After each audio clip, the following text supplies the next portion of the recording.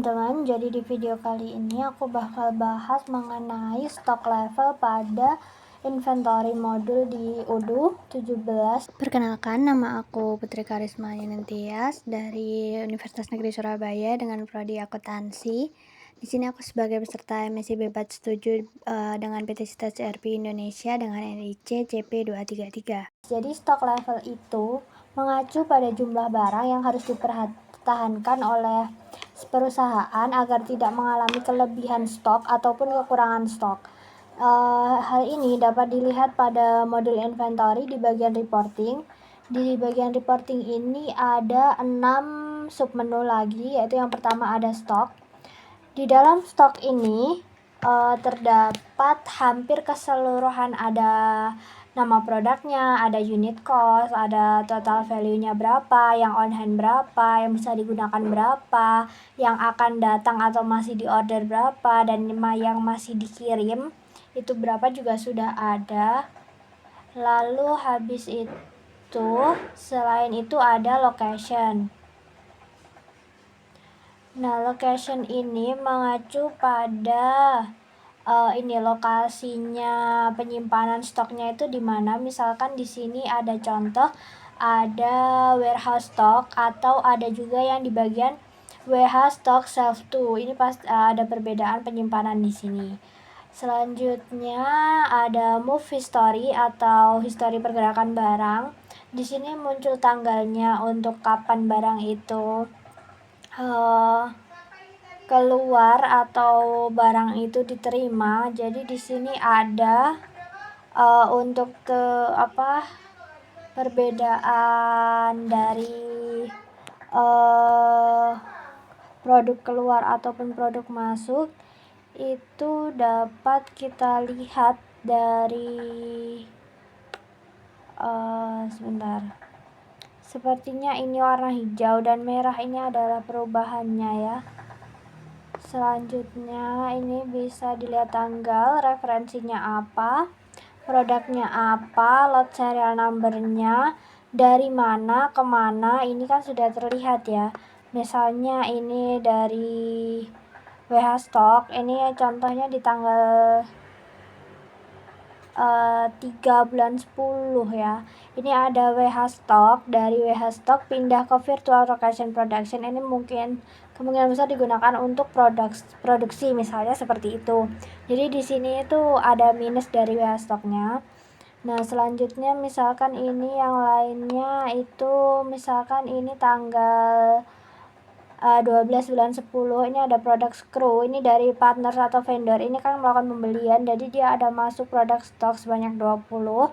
Jadi seperti itu ya, yang warnanya hijau ini adalah produk masuk atau produk masuk ke dalam gudang, sedangkan yang berwarna merah seperti ini itu produk keluar dari gudang, entah itu digunakan untuk produksi ataupun digunakan untuk dijual. Selanjutnya ada move analysis. Nah, ini jadi ada analisisnya dari pergerakan inventory ya.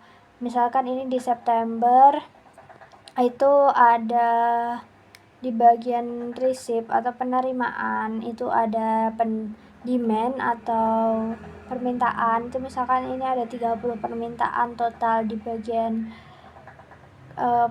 penerimaan kita, itu ada permintaan segini. Selanjutnya di bagian manufacturingnya itu ada 23 demand, dan ini jadi seperti itu ya. Ini dari bisa dikatakan ini dari tabel-tabel tadi yang telah dianalisis lagi atau lebih kayak mempermudah. Misalkan juga kita bisa ubah ya, misalkan ini kita ambil dari quantity, tadi kan dari demand, nah ini dari quantity-nya. Selanjutnya dari unit price, kalau kita munculkan unit price-nya juga bisa. Ini kita bisa atur kita butuh apa aja untuk data ini. Jadi seperti itu. Ini kita bisa download juga jadi tabel Excel ya, pakai ini untuk move analisisnya. Selanjutnya ada valuation. Ini bisa menunjukkan total value yang keluar dari setiap produknya. Misalkan storage box ini pada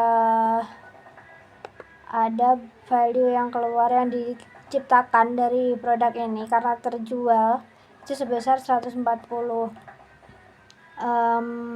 Ini yang pertama untuk customable DEX, ini kan belum ada yang terjual misalkan, jadi value di sini dia belum memiliki value pada bulan ini. Dia pasti akan berubah sesuai hari terbarunya, tapi di sini kita juga bisa mengcustom tanggal yang lain. Valuation on date ini kita bisa ubah tanggalnya, terserah kita mau melihat value di tanggal berapa. Selanjutnya untuk inventory aging, ini merupakan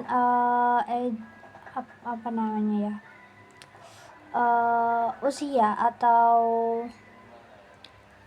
jumlah inventory yang ada pada bulan September. Misalnya di sini ada total itu 135 dan di bulan Oktober itu ternyata ada 309 dan value yang diciptakan itu sebesar 17.780 misalnya seperti itu.